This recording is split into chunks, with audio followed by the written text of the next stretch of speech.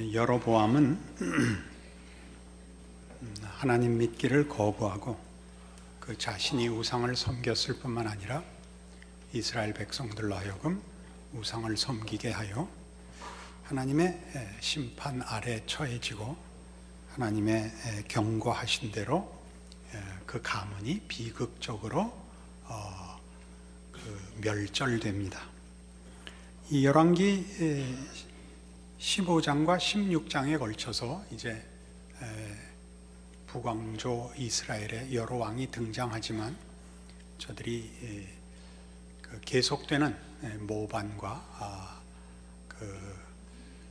반란으로 얼마 왕권을 이어가지 못하고 계속되는 정치적인 불안과 혼돈 속에 휩싸이는 모습을 우리에게 보여주고 있습니다. 이 문제를 우리가 성경 속에 기록되었다고 해서 종교적인 분야, 종교적인 사건, 종교적인 내용으로 국한시키지 않도록 조심해야 됩니다. 기독교 종교는 온 우주 만물과 역사의 주인이 하나님 한 분뿐이시라는 것을 선포하고 있고 우리는 그것을 믿는 사람들입니다. 그러나 우리가 살고 있는 현대라는 시대 속에서 우리는 종교가 정치, 경제, 사회, 교육, 종교 이렇게 나뉘어진 세상을 이해하는 여러 분야 속의 한 분야로 치부되는 그런 세상의 이해 속에서 살고 있습니다. 우리의 신앙들도 당연히 세상의 이해와 이렇게 결부되어 자신도 모르는 사이에 기독교 신앙이 하나의 종교의 영역에 제한되어 삶에서 세상적인 조건과 수단, 원칙의 보너스 같이 이해되는 이런 일들을 생각 없이 가지곤 합니다. 그래서 오늘 이 내용을 가지고 우리 기독교 신앙이 가지는 바 그 절대적 진리와 그 진리의 온 우주적 그 통치권에 대한 이해를 도모하려고 합니다. 이 여로보암의 아들이 이제 그 바하사에게 죽임을 당하고 이제 그 가문이 멸절되는 사건이 오늘 본문인데요. 이 일은 계속되는 악순환을 낳습니다. 한번 어떤 도덕적 기준이 무너지면 걷잡을 수 없는 그 비극이 찾아온다 하는 것은 역사 속에서 우리가 자주 만나는 현실입니다. 이러한 일들은 우리가 살아온 20세기에서도 역사적으로 그대로 증거되고 있는데 우리는 자주 놓칩니다. 20세기가 경제적인 진보가 있었다는 것 때문에 우리는 20세기를 그렇게 비극적으로 생각하지 않는 경향이 있습니다. 그러나 20세기는 사실 인류 역사상 아마 가장 참혹한 세기였을 수도 있습니다. 두 차례에 걸친 세계대전이 일어났고 여러 이념과 새로운 이상들로 인하여 사회공학이 시험된 시대입니다. 이런저런 이념을 현실화해보고 이상을 추구하는 많은 그 시행착오가 일어나서 우리가 잘 아는 나치 정권이나 공산 정권이나 캄보디아의 폴포트 정권 같은 이상주의를 표방하고 실제로는 참극을 만든 여러 현실을 사실은 20세기에 우리가 경험했습니다. 20세기에 이런 우리가 역사적으로 겪었던 일들은 오늘 우리가 본 열왕기상 15장 또 16장에 나타나는 북왕조 이스라엘의 왕들이 하나님을 배신하여 일어난 일과 무관하지 않습니다. 매우 깊은 공통성과 연속성을 가집니다. 20세기의 비극들은 가장 근본적으로 도덕적 상대주의 때문에 일어난 비극입니다. 도덕적 상대주의란 도덕이 절대적 근거 위에 서 있지 않고 상대적인 권위와 내용 위에 서 있는 것을 말합니다. 그러니까 도덕적 상대주의란 그동안 서구 사회를 지탱해왔던 유대 기독교적 신앙 전통과 권위를 인간의 가능성에게 내어준 것을 말합니다. 그래서 20세기는 바로 이 전통적인 종교 권위의 질서에서 인간 권위의 질서로의 대체가 만들어낸 비극들이었던 것입니다.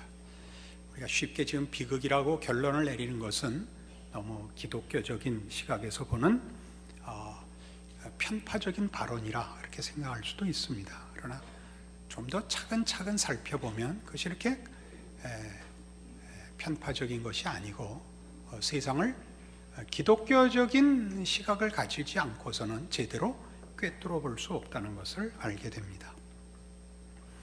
19세기에 20세기를 좌우하는 정신적인 영향을 미친 세 사람의 대표적인 인본주의자가 등장합니다. 뭐라 그래야 될까요? 우연히도 다 같은 독일 사람이었는데 여러분들도 그 이름을 잘 아는 마르크스와 프로이드와 니체가 그 세 사람입니다. 이 세 사람의 그 영향력이라는 건 20세기 전체에 그 영향을 미쳤기 때문에 매우 중요합니다. 마르크스는 인간 활동의 동인이 경제적인 이익이라 이렇게 주장한 사람이고, 프로이드는 인간 활동의 동인이 심리적인 것이라. 니체는 그동안 서구 사회가 가졌던 종교가 인간 활동의 동인이라는 것은 환상이라 이렇게 해서 세 사람의 공통성은 다 도덕적 절대주의, 하나님만이 의로우시며 의롭게 하실 수 있고 그분만이 생명이고 진리라 하는 기독교 전통 권위에 대하여 반대하고 인간에게 자율성을 부여한 학자들입니다. 인간의 가능성과 인간의 그 능력을 믿었던 것이죠. 그러나 20세기에 들어와서 이런 일들은 말하자면 도덕의 절대적인 근거가 되는 권위와 진리가 깨지자 그것을 대체할 것이 무엇이냐 하는 문제에서 인간으로는 답이 잘 되지 않는다는데 사실은 갈등을 겪게 됩니다. 사람이 모든 사람을 항복시킬 만한 보편적 진리와 권위를 가지기엔 턱없이 부족하다는 것을 우리가 20세기 내내 보게 됩니다. 그 시행착오가 20세기의 역사였죠. 이것을 메꾸기 위하여 가장 많이 오용된 것이 정치입니다. 말하자면 권위의 부족을 권력으로 메꾸려고 한 것이죠. 그러니까 정치는 수단이지 내용은 아닙니다.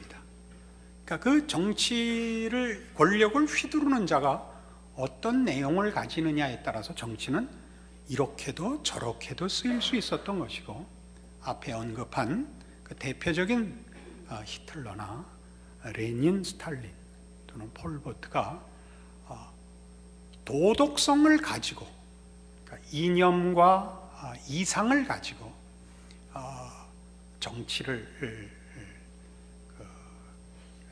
수단으로 사용했지만 결과는 참혹한 결과를 낳은 데서 우리가 그 본질을, 그 비극의 본질을 꿰뚫어 볼 수 있습니다.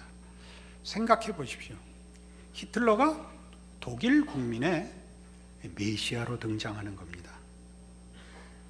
그러나 실제로는 독일을 파멸로 이끌었고 500만이 넘는 유대인을 죽입니다.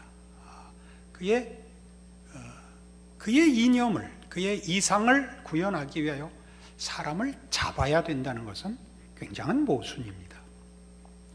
레닌과 스탈린이, 특별히 스탈린이 죽인 사람은, 공산사회를 만들기 위하여 죽인 사람은 히틀러보다 몇 배나 많습니다. 몇 천만 명인지 실제적인 내용을 확인할 방법이 없이 죽였습니다. 다 말하자면 도덕적 상대주의자들입니다. 자신의 의지가 권위고 진리고 꿈이었던 사람들 때문에 일어난 일입니다. 폴포트 정권도 여러분 킬링필드라는 내용으로 얼마나 많은 사람을 무참히 죽였는지 잘 아실 겁니다. 이 사람들 다 이상주의자였다는 것 기억하셔야 됩니다. 한 나라를, 한 사회를 고급화하고 멋지게 만들자는 생각에서, 그래서 가차없이 사람들을 살육했습니다.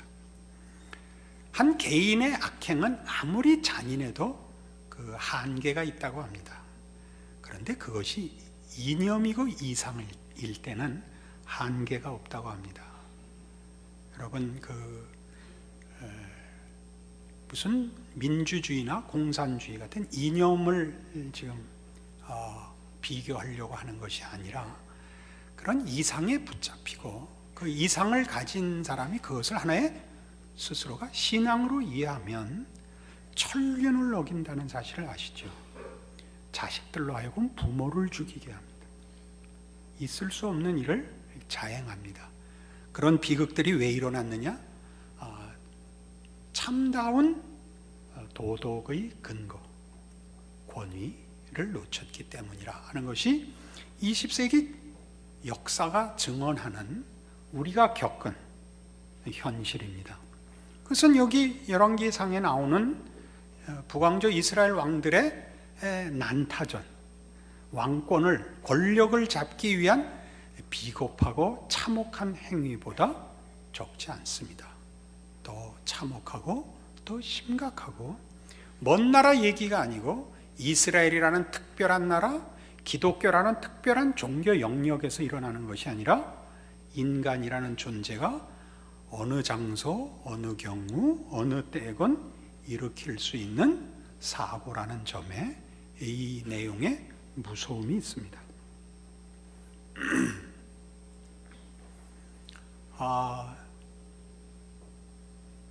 기독교가 가지는 말하자면 보편적으로 얘기해서 도덕성의 근거, 하나님의 권위라는 것이 인간 쪽에서 보자면 독선으로 보일 수 있습니다.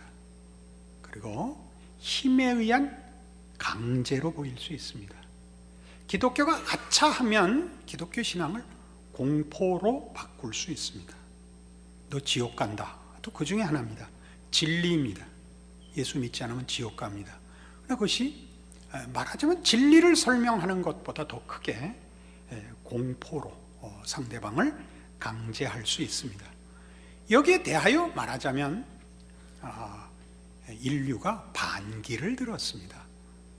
하나님의 공포, 하나님의 독선에 대하여 반기를 들고 인간에게 자유를 부여한 것이죠. 그 자유는 물론 권위라는 것을 누릴 자유였습니다. 그래서 인간이 스스로 권위를 갖고 자유를 갖자 파멸밖에 만들지 못했다가 20세기의 증언입니다. 여기에 말하자면 우리가 기독교 신앙으로 가지고 있는 우리의 신앙 고백들에 무게가 있습니다. 우리는 세상 사람들이 세상에서의 법칙에 의하여, 세상의 방법에 의해서 사는 것에 보너스를 받은 존재가 아니고, 유일한 통치자이신 하나님이 누구신가를 알아서 현실을 꿰뚫어 볼 수 있는 자들로 우리의 신앙이 허락되어 있다는 것을 이해해야 하는 존재들인 것입니다. 인간에게는 말하자면 자유가 필요한 것이 아니고 기회가 필요한 것이 아니고, 인간에게는 진리가 필요하고 그 진리가 허락되는 은총이 필요하다는 것을 기독교 신앙이 주장하는 것입니다. 여기에 세상과 교회 간의 갈등이 있죠. 우리는 도덕적 세계를 믿습니다. 우리가 아는 것은 여기서 기독교 신앙인들입니다. 우리가 도덕적 세계를 믿는다는 것은 이 세계와 역사와 인류에게 있어서 하나님만이 의로우신 통치자다 하는 것입니다. 하나님은 의로우신 분이고 옳은 것을 좋아하시며 그른 것을 혐오하시는 분이다 하는 것을 우리가 알고 있습니다. 그분이 이 세상과 이 세상에 존재하는 모든 것과 그 흘러가는 궁극적인 목적에 대한 유일한 권위이십니다. 그래서 하나님은 우리에게 이 옳은 것과 그른 것 양자 간의 선택을 요구하시고 책임을 묻는 하나님이십니다. 이 책임을 묻는다는 것은 우리 보고 옳으라는 얘기이며 옳게 하시겠다는 의지의 선포입니다. 우리가 기독교라는 신앙이 하나님의 의로우심으로 인하여 우리를 율법적으로 의로워서 하나님을 만족시켜 그 보상을 받으라고 요구하는 종교가 아니라 이 세상을 만드시고 뜻하시는 하나님의 하나님 되시는 의지가 의를 지향하고 있고 의로우신 분이기 때문에 우리를 의롭게 요구하시며 그 의를 우리에게 결과시키려고 하는 분이다.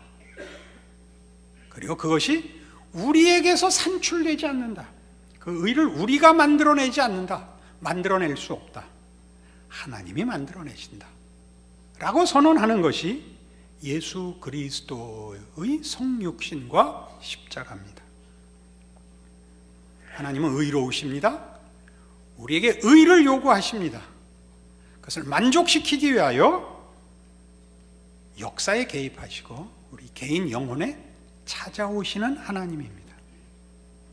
그래서 우리가 예수를 믿는다라고 얘기하는 것은 천국 가기 위함입니다. 이렇게 아주 원색적이고 분명하게 답할 수 있습니다. 그러나 그 천국은 다만 이런 공간적 개념으로서의 내세일 뿐만 아니라 지금 하나님의 의로우심의 통치와 의롭게 하시는 은혜 속으로 부름을 받는 것으로 우리의 현실 속에서 누리는 천국이기도 합니다.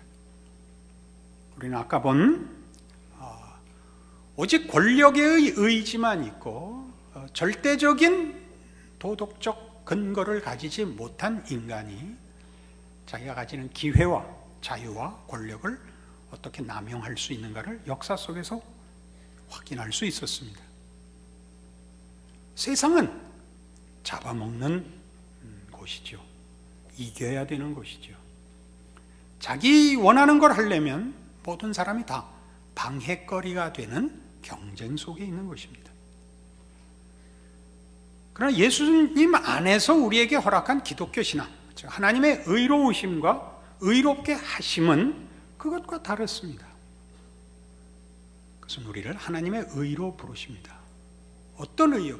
예수를 보낸 의입니다. 예수를 어떻게 보내죠? 로마서 5장에서 이렇게 소개하고 있습니다.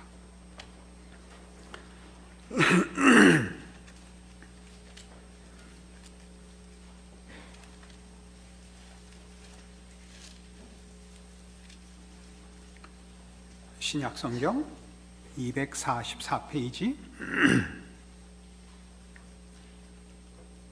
7절입니다. 5장 7절. 의인을 위하여 죽는 자가 쉽지 않고 선인을 위하여 용감히 죽는 자가 혹 있거니와 우리가 아직 죄인 되었을 때 그리스도께서 우리를 위하여 죽으심으로 하나님께서 우리에 대한 자기의 사랑을 확증하셨느니라. 기독교가 사랑이라고 하는 것은 우리 보통 세상에서 말하는 도덕성의 최고의 본질입니다. 하나님의 의로우심은 사랑이라 이렇게 얘기할 수 있죠. 하나님의 의로우심은 당신의 의를 나타내기 위하여 우리를 잡는 의가 아닙니다. 우리의 잘못을 심판하여 상대적으로 확인시키는 의가 아니라 우리를 구원하여 옳게 만들므로써 나타내는 의입니다. 그것이 복음이죠.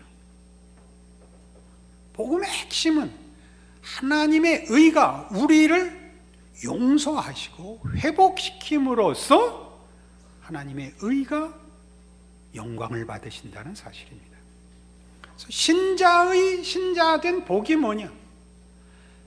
자신의 뜻을 관철하기 위하여, 자신의 기쁨과 이상을 관철하기 위하여 누구를 잡을 필요가 없다는 데 있습니다. 우리만이 여기 있는 대로 의인을 위하여 죽는 자가 쉽지 않고 선인을 위하여 용감히 죽는 자가 혹 있거니와. 세상은 그렇습니다. 의인과 선인을 대접합니다. 그 가치를 인정합니다마는 죄인의 가치를 인정하는 데는 없습니다.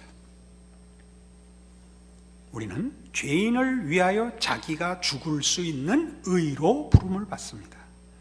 우리는 그 의를 힘입었고 우리로 그렇게 살도록 부르고 있다는 사실에 우리는 기꺼이 아멘하는 사람들입니다. 세상의 평화는 누구를 죽여야 생기는 평화입니다. 세상의 만족은 누구 걸 뺏어야 됩니다. 우리는 그렇지 않습니다. 우리가 가지는 것은 세상이 채울 수 없는 것임을 알기 때문입니다. 우리의 만족과 평화는 하나님께 있고 예수 안에서 허락되어 있습니다. 우리는 세상에서 다른 사람과 만족을 위하여, 성공을 위하여 뺏고 빼앗는 싸움을 할 이유가 없습니다. 성실히 살아야 할 책임이 있습니다. 정직히 살아야 합니다. 노력해야 됩니다. 그러나 궁극적으로 신자된 자의 승리와 만족과 감격은 하나님께만 있습니다. 그래서 성경은 우리에게 하나님을 놓치는 것이 모든 것을 놓치는 것이라고 가르치는 것입니다. 하나님을 찾는 것이 모든 것을 얻는 것이라고 얘기를 합니다. 우리가 예수를 믿는다는 이름으로 현실을 외면하고 종교의 세계로, 종교의 영역으로 우리의 삶을 제한하여 우리끼리 서로 위로하고 살다가 천국을 맞이하자고 얘기하지 않습니다. 세상이 사는 모습 속에서 하나님의 하나님 되심을 제대로 직시하라고 얘기합니다. 우리는 위대한 성경 구절을 만납니다. 이사야 45장입니다.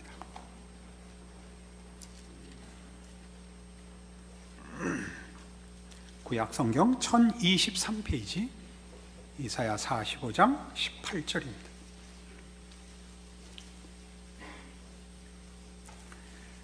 대저 여호와께서 이같이 말씀하시되 하늘을 창조하시니 그는 하나님이시니 그가 땅을 지으시고 그것을 만드셨으며 그것을 견고하게 하시되 혼돈하게 창조하지 아니하시고 사람이 거주하게 그것을 지으셨으니 나는 여호와라 나 외에 다른 이가 없느니라.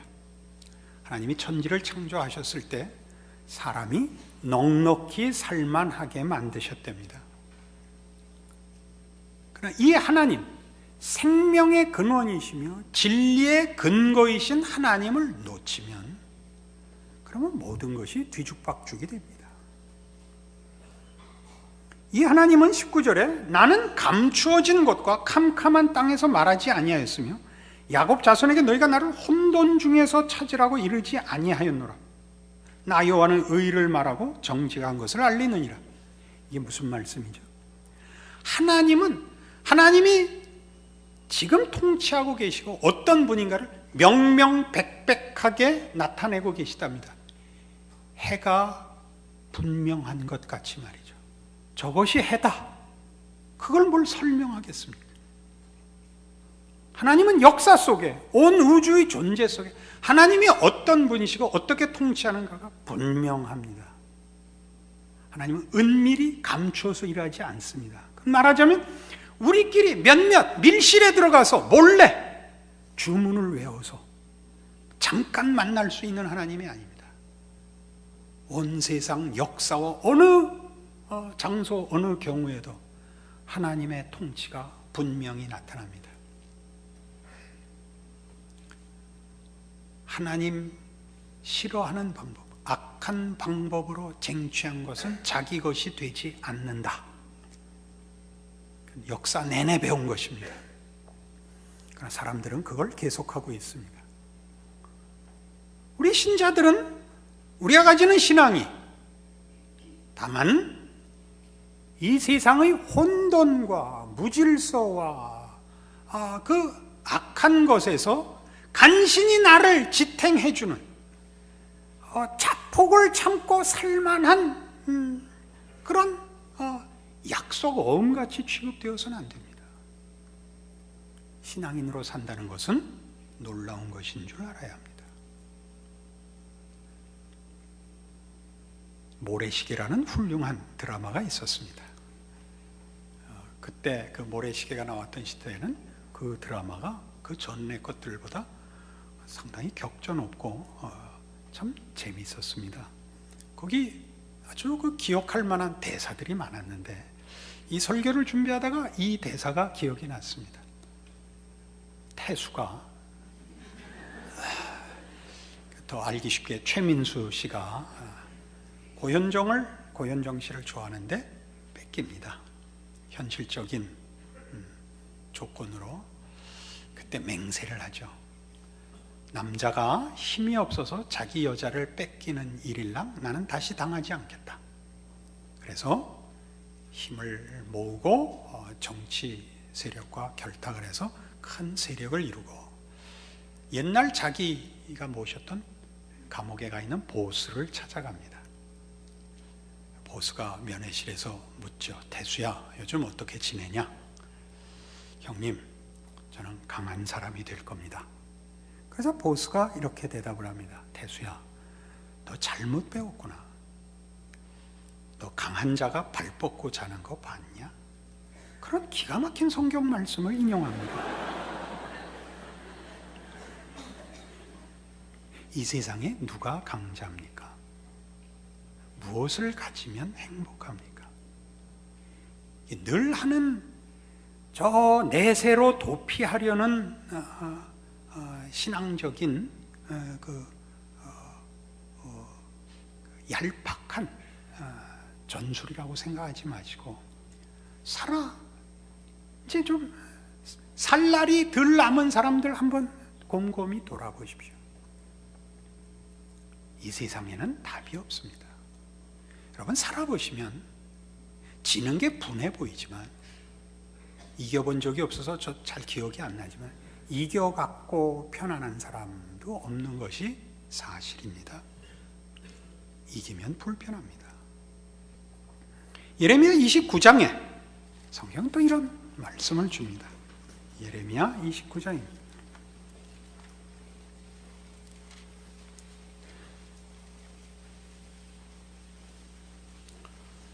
1097페이지 구약성경 예레미야 29장 11절 여호와의 말씀이니라. 너희를 향한 나의 생각을 내가 아나니 평안이요 재앙이 아니니라. 너희에게 미래와 희망을 주는 것이니라. 너희가 내게 부르짖으며 내게 와서 기도하면 내가 너희들의 기도를 들을 것이요 너희가 온 마음으로 나를 구하면 나를 찾을 것이요 나를 만나리라. 우리가 기독교 신앙을 구원이라는 말로, 그 구원이라는 말은 사실은 굉장히 깊고 넓은 뜻입니다. 그러나 그것이 마치 내세지향적인, 현실에서는 쓸 필요 없는 것으로 오해되는 현실이 되었습니다. 여기서 말하는 구원은 이겁니다. 하나님이 누구시냐를 아는 것입니다. 그 하나님과 묶이는 것입니다. 하나님은 우리를 복주기를 기뻐하시는 우리의 하나님이십니다. 왜 우리가 우리를 더 잘 편들 수 있다고 생각하기 시작했을까요? 왜 하나님은 내 사정을 나보다 모른다고 생각하기 시작했을까요? 우리가 우리 자녀를 길러보면 참 괴이하게도 그 사실을 반복적으로 봅니다. 자녀들은 부모가 자기 편이라고 생각지 않습니다. 사소한 데서 그 마음을 닫습니다. 아주 큰 거 해준 거 모르고 사소한 것에서, 여러분들도 혹시 그러지 않습니까? 아주 큰 데서 하나님이 여러분을 이미 그 은혜와 사랑 안에 묶어두고 있다는 걸 놓치고 사소한 것 갖고 하나님과 싸우고 있는 건 아닐까요? 우리 현실에서 하나님의 하나님 되심이 드러나지 않는 곳은 없는데 우린 미처 다 못 보는 것 아닐까요? 이게 오늘의 가르침입니다. 여러분의 신앙 고백은 여러분이 이해하는 것보다 훨씬 큽니다. 하나님을 아버지로 부르고 하나님의 의로우신 통치와 선하신 인도하심 속에 있다는 것은 사실 여러분 겁날 것이 없는 인생인 것입니다. 여러분은 여러분 혼자 책임지고 있는 인생이 아니며 세상이 하나님을 이길 수 없듯이 여러분을 이길 수 없습니다.